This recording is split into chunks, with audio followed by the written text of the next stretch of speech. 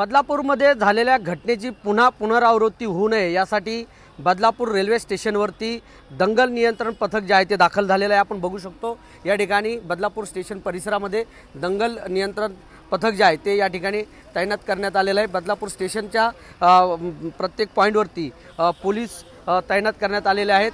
RPF असतील किंवा लोहमार्ग पोलीस असतील, हे सर्व पोलीस जे आहेत ते या ठिकाणी तैनात करण्यात आलेले आहेत। त्यामुळे अक्षय शिंदेच्या प्रकरणामध्ये रेल्वे स्टेशनवरती जवळपास 10 ते 12 तास रेल रोको आंदोलन नागरिकांनी केलं होतं।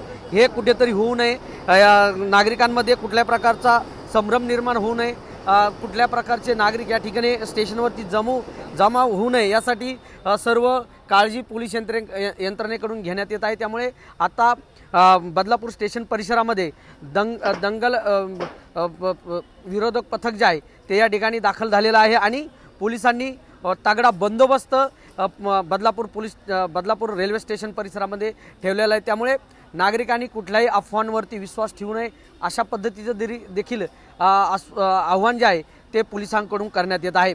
कॅमेरामन अभय त्रिपाठीसह सुरेश खाडे, ABP माझा, बदलापूर।